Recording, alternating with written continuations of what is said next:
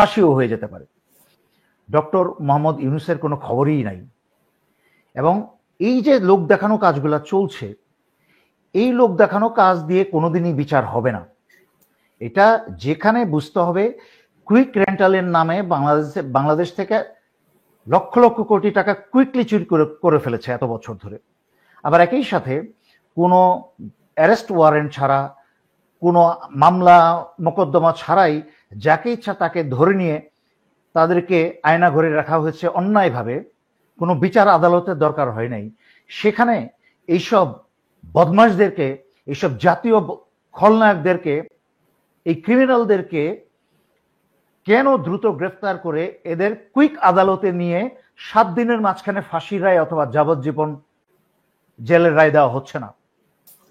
অজিত দোভালের সাথে জ্যাক সুলেমানের আসলে কি মিটিং? 6 জানুয়ারিতে যুক্তরাষ্ট্রের যে নিরাপত্তা অ্যাডভাইজার জ্যাক সুলিভানের সাথে ভারতের নিরাপত্তা অ্যাডভাইজার অজিত দোভালের যে মিটিংটা হয়েছে, পুরো মিটিং জুড়েই কিন্তু বাংলাদেশ নিয়ে, বাংলাদেশের নির্বাচন নিয়ে আলোচনা। মানে বিষয়টা হচ্ছে এমন যে আপনার মেয়ে, আপনার খবর নাই, কিন্তু আপনার পাড়া প্রতিবেশী 2 জন মিলে আপনার মেয়ের বিয়ে শাদী সব ঠিক করে ফেলেছে। মানে কতটুকু বড় দুঃসাহস এই ভারতের! এই বাংলাদেশের মির্জাফর চরিত্রহীনা এবং চরিত্রহীন রাজনীতিবিদরা ভারতকে এতটাই মাথায় তুলেছে যে যার বিয়ে তার খবর নাই, পাড়াপড়শির ঘুম নাই। সেখানে কি আপনার মনে হয় যে আওয়ামী লীগের প্রসঙ্গ প্রাধান্য পেয়েছে কিনা? আমি সেটাই আসে নয়, সেখানে প্রসঙ্গ পেয়েছে।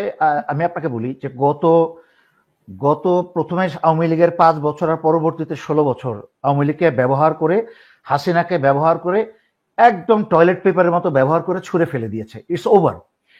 অজিত বলও বুঝে গেছে যে হাসিনাকে যতটুক ব্যবহার করা ছিল ততটুক ব্যবহার করা হয়ে গেছে। এখন আওয়ামী লীগের ঘাড়ের থেকে জিনটা, ওই ভারত নামক জিনটা কিন্তু বিএনপির ঘাড়ে এসেছে। বিএনপির ঘাড়ে এসে বসে, আমি তো গত 5 বছরই ধরেই বলছি যে লন্ডনে কি করে ভারত উৎপেতে বসেছে তারেক রহমানের ঘাড়ে বসার জন্য। তারা জানতো এই দিনটা আজকে হোক কালকে হোক হবেই, হাসিনার পতন হবেই, যেভাবে হবেই। কিন্তু তারা হাসিনাকে হত্যা করতে দেয়নি বাংলাদেশে রেখে, এই কারণে তাহলে তাদের পক্ষে বাংলাদেশে আবার নতুন করে মির্জাফর তৈরি করা কঠিন হবে, তাদেরকে কেউ আর বিশ্বাস করবে না। এই জন্য হাসিনাকেও তাদের ফেরত দেওয়ার সম্ভাবনা খুব কম। হাসিনা এখন ভারতের গলার কাটা হয়ে দাঁড়িয়েছে, না পারছে গিলতে, না পারছে ফেলতে। কারণ গিলতে গেলে, ভারতে রেখে দিতে গেলে বাংলাদেশের সাথে এই সমস্যা লেগেই থাকবে।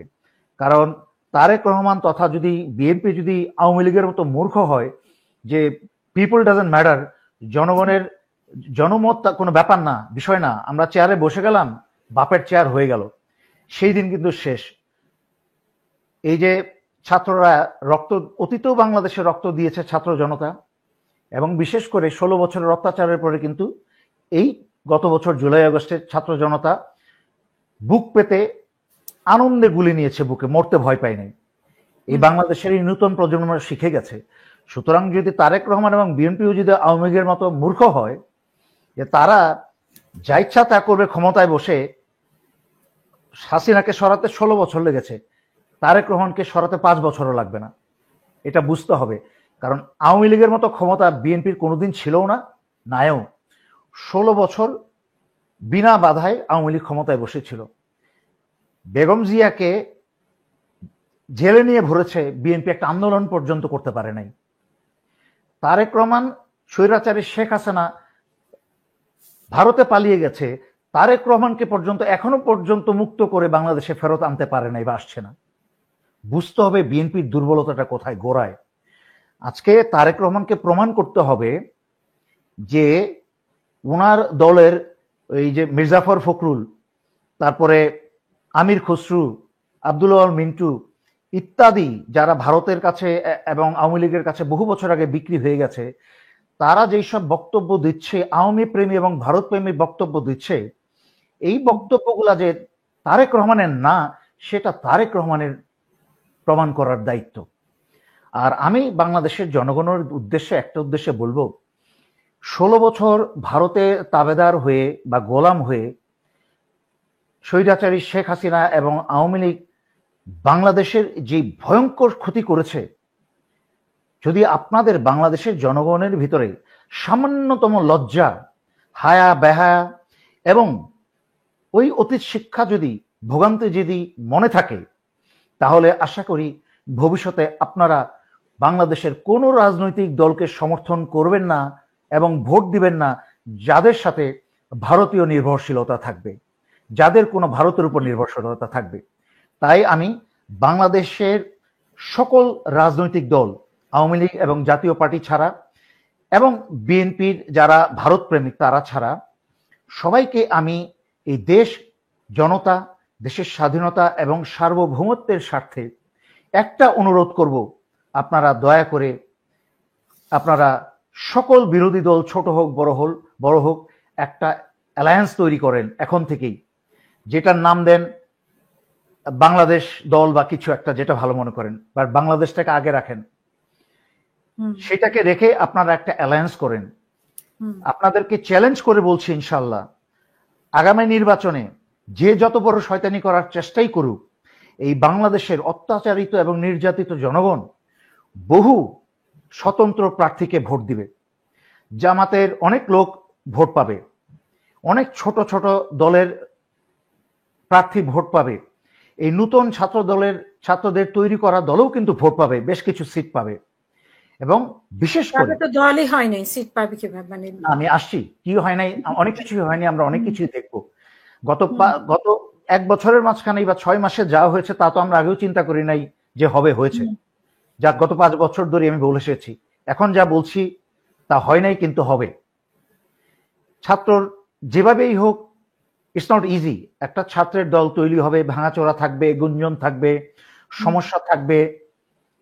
বিএনপিও কিন্তু জিয়াউর রহমান একদিনে দাঁড় করিয়ে ফেলেন নাই। আওয়ামী লীগেও কিন্তু আজকের আওয়ামী লীগ না, মুসলিম লীগ তৈরি করে দিয়েছে। সেটা থেকে ভারত মুসলমান বা মুসলিম কথাটা সরিয়ে দিয়ে তাদের গোলাম আওয়ামী লীগ বানিয়েছে। কিন্তু আসল গোড়াটা তো মুসলিম লীগের, শক্তিটা ছিল মুসলিম লীগের। আওয়ামী লীগ কোত্থেকে আসছে? উড়ে এসে জুড়ে বসছে। মুজিব ছিল এক গুন্ডা, খুনি, চাকু মারামারি করতো মাছপাড়ায়, কলকাতায় গুন্ডা ছিল একটা। যে আপনি কত বড় দুঃসাহস দেখেন যে এই অজিত ডোভাল গিয়ে আমেরিকার পা ধরে পায়ের কাছে পড়ে থেকে এইটুকু আলোচনা করেছে যে বাংলাদেশের নির্বাচন নিয়ে এবং বাংলাদেশের নির্বাচনে কি করে ভারত এবং যুক্তরাষ্ট্র থাকতে পারে।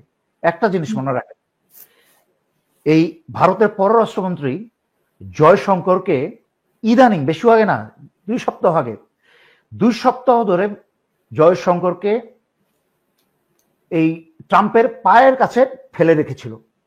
ট্রাম্পের জুতা চেটেছিল এই জয়শঙ্কর মোদিকে ট্রাম্পের অভিষেক অনুষ্ঠানে একটা দাওয়াত নেওয়ার জন্য।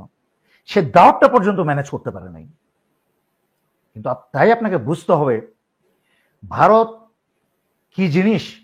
আমেরিকা জানে, কানাডা জানে, পশ্চিমা দেশে ভারতের জনপ্রিয়তা এখন তলানিতে, ইতিহাসের তলানিতে। এদের চরিত্র যেখানে যায়, এই যে ক্যালিফোর্নিয়া আগুন লেগেছে, এখানেও 2 জন ইন্ডিয়ান অ্যারেস্টেড হয়েছে চুরি করতে গিয়ে, এটা তো ধরা পড়েছে। বাকি এদের ক্যারেক্টার গুলো এরকম, এরা যেসব দেশে যায় এদের গায়ের গন্ধে এদের পাশে যাওয়া যায় না। এদের চরিত্রটা এমন নোংরা, এরা যেখানে থাকে এই জায়গাটাকে পচিয়ে ফেলে। এরা হচ্ছে একটা ক্যান্সার, পৃথিবীর জন্য একটা ক্যান্সার। সুতরাং অনেক চেষ্টাই করবে তারা ভারতকে, তারেক রহমানকে আর মির্জাফর ফখরুলকে, তারপরে আর কয়েকজনকে ট্রাম্পের কি বলে প্রেয়ার ব্রেকফাস্টে দাওয়াত দিয়েছে, দাওয়াত দিয়ে তারেক রহমানদের মতো লোকজনকে সহজে বোঝানো যায়, কারণ সবসময় আশেপাশে ছাগল পাগল বসে থাকে, মূর্খরা।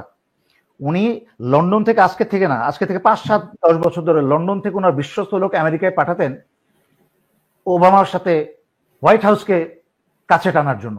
কিন্তু ওইসব লোক আমেরিকায় এসে চা নাস্তা খেয়ে ফুর্তি করে ড্রিঙ্কিং করে আবার লন্ডনে ফেরত যেত, গিয়ে ওনাকে গুসুম গাসুম যা বুঝাতো তারেক রহমান তাই বুঝতো। মানুষের তো ভেরিফাই, একটা ইনফরমেশন ভেরিফাই করার মতো তো একটা যোগ্যতা লাগে। আপনি দেখেন একটু আগে যেটা বলেছি। সুতরাং ভারত, মানে উনি কি এরকম একজন লিডার যে আসলে ওনাকে যে কোনো ভাবে বুঝ দেওয়া যায়? 16 বছর হাসিনার ক্ষমতা ছিল, বাংলাদেশে একটা বৃহত্তম দল তার অধীনে ছিল। যেই তারেক রহমান গিয়াসউদ্দিন আল মামুন টামুন ফামুন এদের সাথে জড়ানোর দরকার ছিল না। একটা সোনার চামিচ মুখে নিয়ে বসে থাকলেও শহীদ জিয়ার ছেলে অটোমেটিক চোখ বন্ধ করে প্রধানমন্ত্রী হয়ে যেত। কত কিছু জানি মিস হাসিনা, কত কিছু জানি, এগুলা বলি না আমি, অনেক কিছু বলি না আমি শুধুমাত্র উনাকে ছোট করার জন্য না, যে আমি উনি ছোট হয়ে যাব উনাকে ছোট করব সেই জন্য না, উনার বাবাটাকে আমি ভালোবাসি। কিন্তু তারা তো আসছে যে তারা আবার ফেরত আসবে, শক্তিশালী হয়ে আসবে। পাগলের সুখ মনে মনে, এটা বুঝতে হবে। হাসিনার chapter is over, it's over. Hasina জীবনও বাংলাদেশে আসবে না, ভারত বাংলাদেশে হাসিনাকে পাঠাবে না, কারণ ভারতের ওই মহিলাটা এতটাই দুশ্চরিত্র এবং ভীতু একটা, মনে রাখবেন সবসময় কাপুরুষরা হয় সবচেয়ে বেশি অপরাধী এবং নির্যাতনকারী। সাহসী ব্যক্তিরা কিন্তু নির্যাতন করে না, কাপুরুষরা নির্যাতন করে। একটা মহিলার গায়ে হাত তুলে কিন্তু কোনো বীর পুরুষ না, একটা কাপুরুষ একটা মহিলার গায়ে হাত তুলে। এবং একটা কাপুরুষরাই, যেই যে ডিজিএফআই ডিজিরা গোপন করে বন্দি করে অত্যাচার করেছে, 7-8 বছর অন্দর রেখেছে, এগুলো সব কাপুরুষ, কাওয়ার্ড, ব্লাডি বাস্টার্ডস।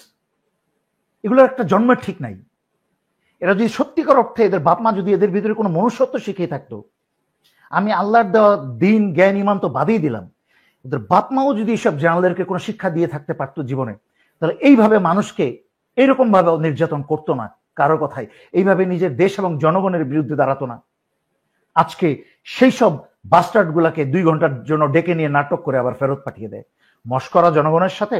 তাই প্রত্যেকটা দলের নেতারা আপনারা একত্র হয়ে নিজেদের অহংকার, নিজেদের যেই এগোটা অহংকারটা, এটাকে বাদ দিয়ে দেশ এবং জনতার কথা চিন্তা করে সবাই একত্র হন। সব নেতারা একত্র হয়ে আপনারা একটা বাংলাদেশ দল নামে বা একটা জোট, বাংলাদেশ জোট নামে একটা জোট করেন, যে শুধুমাত্র আওয়ামী লীগ আর জামাত, কি বলে এটাকে, জাতীয় পার্টির বিরুদ্ধে না।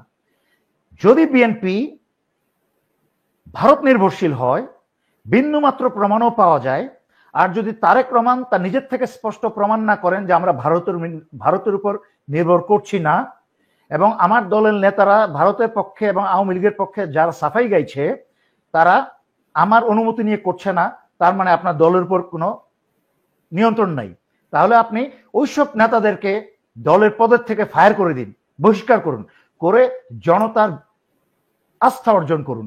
যদি বিএনপি সেই জনতার আস্থা তারেক রহমান করতে পারে, তাহলে তারেক রহমানের সাথে আপনারা একজোট করুন বাংলাদেশের জন্য। আর যদি তারেক রহমান এই দায়িত্ব ছাত্র জনতা, ভারত বিরোধী ছাত্র জনতা সবাই তারেক রহমানের উপর ছেড়ে দিল, তারেক রহমানের এখন নিজ দায়িত্ব এটা প্রমাণ করার যে উনি ভারতের উপর নির্ভরশীল না, এবং উনার নেতারা যা বলছে ভারত প্রেমী হয় আওয়ামী লীগ প্রেমী, তারা উনার বিরুদ্ধে কথা বলছে, উনার অনুমতি নিয়ে বলছে না, তাহলে তাদেরকে ফায়ার করেন, দল থেকে ফায়ার করে জনগণের আস্থা অর্জন করুন। আর যদি না করতে পারে, তাহলে জামাত এবং বাংলাদেশের সকল অন্যান্য দল, ছাত্র দল, ছোট ছোট যদি ওয়ান ম্যান আর্মিও থাকে, তারা বাংলাদেশ জোট করে সবাই একসাথে নেমে যান, যেন বিএনপি। জামাতকেও তো আমরা ভারতীয় ব্যাপারে নমনীয় কথা বলতে, আমি ওখানেও আসছি, এই জন্য প্রোগ্রাম লম্বা যেন না হয়, আমি তারপরে এটা আমি উল্লেখ করব,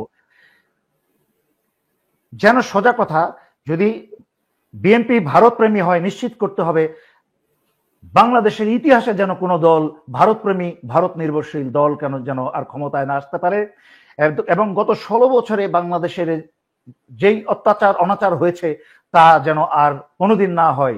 ওহে জনগণ, এই দায়িত্ব কিন্তু এখন আপনাদের উপর। খালি বোকার মতো তাকিয়ে থাকবেন, হা করে দেখি কি হয়, করে দেয়। যেমন জুলাই আগস্টে কেউ করে দেয় নাই, আপনাদেরকে করতে হয়েছিল রক্ত দিয়ে, তাই দেশ স্বাধীন হয়েছে। তাই আবারও আপনাদেরকে প্রতিনিয়ত সজাগ থাকতে হবে, যেন কোনো ভারতপ্রেমী দল যেন আবার ক্ষমতায় না আসতে পারে। যদি গোলামি আবার বরণ করে নেন, আমার মতো মেজর দেলোয়ার কিন্তু আর পাশে পাবেন না, কারণ বারবার আমি বোকাদের পক্ষে দাঁড়াবো না, তখন আমি চুপ হয়ে যাব।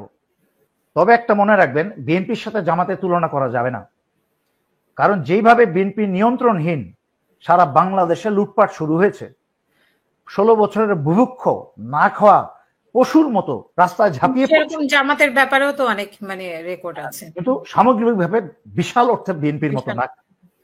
এটা বুঝতে হবে, সবকিছুর সাথে মিলালে হবে না। অ্যাপল এবং অরেঞ্জ দুইটা কিন্তু এক জিনিস না। সুতরাং দুইটাকে তুলনা করার আগে চিন্তা করতে হবে কিসের তুলনা করছি। আপেল আর কমলা কিন্তু এক জিনিস না। সুতরাং জামাতের আর বিএনপিকে মিলাতে হলে, জামাত তো কোনোদিন ক্ষমতায় আসে নাই, জামাত তো কোনোদিন ক্ষমতার বাইরে থেকে যে খাওয়ার ক্ষোভ বা লোভ এটা তো জামাতের নাই, থাকতে পারে না। জামাত তো কোথাও গিয়ে চাঁদাবাজি করে দুইটা চারটা লোক যারা আওয়ামী লীগ থেকে অথবা বিএনপি থেকে জামাতের হয়ে করে, অথবা জামাতের ওই যে বলবো আমরা তো মানুষ, দুইটা চারটা খারাপ চরিত্রহীন যদি এটা করে থাকে সমগ্র জামাতকে বলা যাবে না। কিন্তু বিএনপির ক্ষেত্রে এক ঐতিহাসিকভাবে তা সামগ্রিক, বেশিরভাগ বিএনপি শুধুমাত্র গ্রাসরুট লেভেল না, বিএনপির নেতাদের কোনো চরিত্র নেই। বিএনপির নেতারাই তো সব বিক্রি হয়ে গেছে ভারতের কাছে আর আওয়ামী লীগের কাছে, এখন তারাই প্রোটেকশন দিচ্ছে। সুতরাং যেখানে জামাত আর বিএনপিকে তুলনা করাটা ভুল হবে। আমি যদি বিএনপি তার সংস্কার সম্পন্ন করে এবং যেই কথাগুলো বলেছি, তারেক রহমান যদি প্রমাণ করতে পারে, তার দলের নেতাকে যারা আওয়ামী লীগ এবং ভারতের পক্ষে এতদিন কথা বলেছে বহিষ্কার করে তারেক রহমান জনতার সামনে স্পষ্ট বক্তব্য দিতে পারে যে আমি ভারত নির্ভরশীল না, আমি দেশ এবং জনতার স্বার্থে, জনতার ভালোবাসায়, জনতার সমর্থনে আমি নির্বাচনে আসবো ইনশাল্লাহ, তাহলে আমিও ভোটটা দিব বিএনপিকে। অসংখ্য ধন্যবাদ। আমরা অনুষ্ঠান শেষ করব। আপনার আরেকটি বিষয়ে যে আমরা গতকালকেই দেখলাম যে ভারতীয় সেনাপ্রধান বললেন যে ওনার সাথে আমাদের সেনাপ্রধানের আগেও যেভাবে যোগাযোগ ছিল এখনো প্রতিনিয়ত সেভাবে যোগাযোগ আছে। এটি কি আসলে মানে নিয়মতান্ত্রিক বা একটা সৌজন্য বোধ যে এক দেশের সেনাপ্রধানের সাথে এক দেশের সেনাপ্রধানের, নাকি এখানে অন্য কোনো কিছু আছে বলে আপনি মনে করেন? আচ্ছা, বাংলাদেশের সাথে ভারতের যাই হচ্ছে এটা সৌজন্য না, এটা হচ্ছে অজিত দোভালের সমস্ত চালের অংশ। খেয়াল করে শুনেন কথাটা উনি কি বলেছিলেন। ভারতের উপর আমরা অনেক নির্ভরশীল এবং ভারত আমাদের কাছে কিছু কিছু পায়। এই যে সমতাটা আমাদেরকে এত ছোট করে দেখালেন, ভারতকে এত উপরে করে দেখালেন, ভারতকে দাদাগিরি করার সুযোগ দিলেন, ভারতকে হুজুর বানিয়ে দিলেন, এটা আমি ওনার কাছ থেকে আশা করি নাই। অত্যন্ত লজ্জাজনক।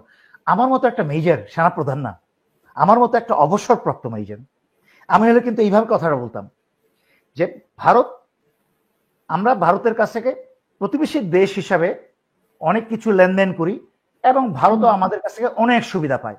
বিশেষ করে ভারত তার 7 সিস্টারের সিকিউরিটির জন্য বাংলাদেশের উপর সাংঘাতিকভাবে নির্ভরশীল। কারণ আমরা যদি অনুপ চেটিয়াকে আমরা কিন্তু বাংলাদেশের জেলে পড়েছি, যাকে আজকেই তাকে সাজা কমানো হয়েছে, যাবজ্জীবন থেকে সেটা 14 বছর করা হয়েছে।